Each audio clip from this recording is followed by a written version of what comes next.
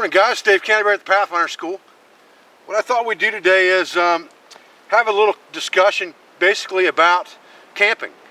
How do you pack for a trip for camping? And the reason I'm bringing this up and the reason I'm shooting this video is a lot of people ask me what I packed and carried for the Advanced Scout last week that we did the documentary on. And you have to excuse me if my mouth freezes up a little bit here. It's pretty cold outside today. So what I want to talk about is I want to talk about how do you decide what you're going to pack for any trip, whether it's a camping trip, which really the Advanced Scout, other than the fact that you have to bring food back, so you have to be able to hunt, trap, fish, etc., and forage and things like that. At that skill level, to take that class, the portion of the camp should be exactly that. You should be camping. You should be smoothing it. So let's talk a little bit today about smoothing it and what I think you should think about when you're packing your stuff so that you can smooth it or more smooth it. And there's three things that I take into consideration when I'm putting together a pack. And believe it or not, weight is not one of them. And I have three C's, and they're acronyms again because it makes it easy for me to remember and easy for me to teach. And they are core temperature control, comfort, and convenience. And those are the three things that I look at when I am packing a bag. And part of convenience is, and comfort is, how heavy is that bag? So I look at those things, but I don't worry too much about weight. If my pack weighs 45 pounds, 50 pounds, then either I've got too many convenient items in there, or I want to be too comfortable, or I'm out of shape. It's as simple as that, and I need to suck it up and get with the program. Physical fitness is a big portion of what we do. I'm going to put this video in the bushcraft series, probably the basic bushcraft series, because I think it plays well into how we think about packing our bags for a bushcraft outing or a camping trip, as I said. And woodcrafting, bushcrafting, and camping are fairly synonymous terms as far as I'm concerned nowadays. So let's look at, first of all, core temperature control. What am I talking about when I say packing for core temperature control? That means I'm going to pack the 5 C's of survivability. Those are the things that most directly affect my body's core temperature, and those are the things that are the most difficult to recreate from natural materials. So I want those items to be my emergency gear that are going to be in my bag. So I'm going to have my cutting tool, I'm going to have a container, and again, let me unpack some of this stuff for you as we talk about this a little bit. I've got this on a pack frame, and I've got a rubber, this thing's really packed together tight, but I've got a rubber cover on top of this pack that's basically just made out of roof sheeting material, and it protects the garbage bag from moisture and from getting wet. And I've got a pack strapped to the side here. And this is the same type pack frame that I use in a lot of my videos from Bullpack. This one was just specially designed for me with canvas instead of nylon. Okay, so let's talk about cutting tools. Well, our cutting tool is going to basically be our knife, the one that we carry on our belt. That's part of our CTC. Our 5 C's is part of our CTC. A container, I've just got a bush pot, a cook pot. This is a Swedish cook set, and this is just my pot. This is what I'm going to use to boil my water, to disinfect my water, to keep my water warm so that I'm protecting my core temperature. The other thing is, I'm going to have cordage in there. I'm going to have a combustion device of some type of ferrocerium rod, probably the biggest one I can find, and I've got that in here. And then some type of natural accelerant or surefire. So I'm going to have either mini or micro inferno. I'm going to have some fat wood in there, cotton balls and Vaseline. You take your choice. They're not all the best thing that you can carry. In my opinion, mini inferno, micro inferno is the best thing you can carry, but opinions vary. So you carry what you're comfortable with. So I want to be able to start fire, and then I need something to be able to reflect heat or to build a microclimate. So a trash bag and a space blanket. And those are in the very bottom of this bucket at the moment, all right? So that's my CTC items. Those are the emergency items that I'm going to carry with me to protect my body's core temperature. And what goes along with that is the clothes on your back. You have to make sure that you're dressed for the seasonality and any seasonal changes that you might expect. It could be at the Advanced Scout, it went from 50 degrees one day, the first day we were out there, to pouring rain and 40 degrees, to sleet and snow and 20 degrees, to 2 back-to-back days of 15 degrees. So you had about a 45-degree temperature swing there, and you've got to be prepared for that. So your clothing that you pack has to prepare you for those temperature changes. And right now I'm wearing a pair of Muck Arctic Pro boots, and I wear Muck Arctic Pros 90% of the time in the winter. Now I wore the Muck Wetland boot, which is a little bit lighter boot than this, at the Scout, because I knew temperatures were going to be pretty high a couple days, and I didn't want to sweat too bad, because then I've got to dry my feet out. So I wore a little bit lighter boot, but I wish I'd have had these Arctic Pros on the days it was 15 degrees when I was walking around the woods hunting and scouting all day. So Arctic Pro boots, I've got a pair of merino wool undergarments on, top and bottom, an Under Armour type wicking shirt underneath that, and then the Lesser River Bushcraft wool pullover on top of that. And then I have canvas pants on. So that gives me some versatility to be able to take things off, put things on, open things up, all of those types of things to control the heat.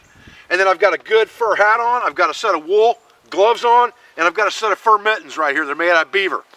So I've got my extremities covered as well, and that's important. A lot of people don't understand that. Even though you have to protect your core temperature, part of that protection comes from your extremities, because your blood continually circulates. And your temperature out here is colder than the temperature here. And if you compound that by cold weather and exposure, then that blood that comes here from your core is going out here and being cooled down, brought back to your core cold, and it takes that many more calories to heat that back up and to keep your core warm. So you need to make sure that your extremities are protected as well. So once we've got that taken care of, then we look at comfort items. And our comfort items mean, what is it going to take for me, in my opinion, to get a good night's sleep? Beyond an emergency scenario, what's it going to take for me to sleep? Because that's the most important thing for me. If I'm going to be a longer term situation in a woodland environment, I want to get a good night's sleep. Well, that's going to involve probably a ground pad, number one, to help me battle conduction from the ground. It's going to involve a larger tarp, like this large oilskin tarp that I'm sitting on right now, which is an 8x8 oilskin. It's going to involve probably an axe as a redundant cutting tool, so that I can cut bigger wood if I need to make a longer fire, or a different fire type configuration that's going to take larger wood, or I want to shore up my bed by putting a couple logs in there and I can't find deadfall so that I can pack leaves in there for insulation. I'm going to need an axe. So that becomes a comfort item. And then whatever my sleep system is, and in the bottom, on the bottom of this bag, on the bottom of this frame, I have a 30-liter dry bag that contains the bivy sack and the black Arctic bag from an MMSS sleep system, military modular sleep system.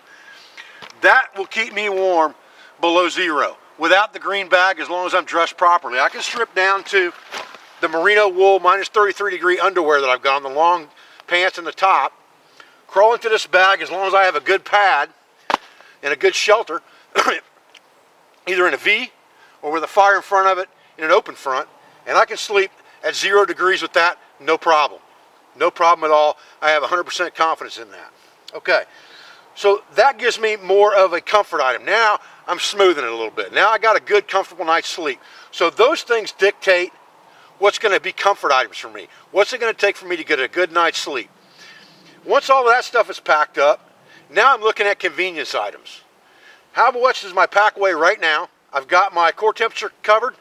I've got my comfort for a good night's sleep covered. Now, what do I need that's going to be convenient? What's going to make my camp life a little easier? Is it a redundant container? Maybe.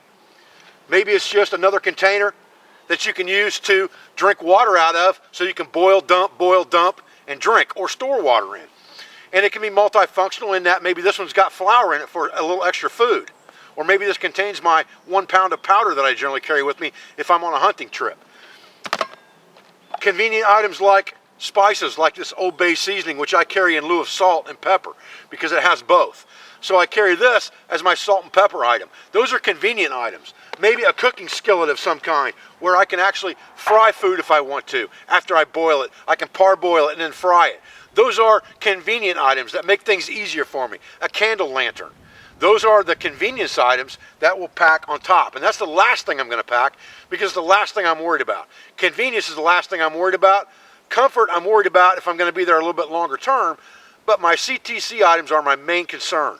So when I'm packing, I think about those 3 C's in that order, and that's how I pack my pack. And the convenience items are what make up the weight. Once I get to the point where, okay, I've had enough, I'm not carrying any more weight, I'm out of convenience items at that point. For me, I don't carry that much. I very rarely carry a water bottle in Eastern Woodlands. We've talked about that before, only because that's just, I trip over water out here all the time, so I don't have to carry a water bottle necessarily. I do have 2 metal containers, one that has a tin of gunpowder in it and one that has flour in it. I can always take the gunpowder out and use that container for a redundant water bottle container type thing if I need to. It does have a seal on it. So I can carry water over distance that way if I need to, but it is covering another one of my convenient item bases and protecting something else like food or powder. And you know, things like the candle lantern that we talked about, that's a convenience item. Or a headlight, that's a convenience item. I don't have to have that, but it'd be nice. So those other 5 C's that go along with the 10 C's of survivability are really convenience items. They're not something I absolutely have to have, but they're a convenience. They're not controlling my body's core temperature necessarily like the first 5 C's directly affect, but they're convenience items. So they go at the bottom of that list after comfort if we're talking about camping. If we're talking about emergency preparedness, I would like to try to carry the 10 C's with me all the time. If I'm talking about I'm going out camping, I can settle for the 5 C's as my CTC portion of my pack out.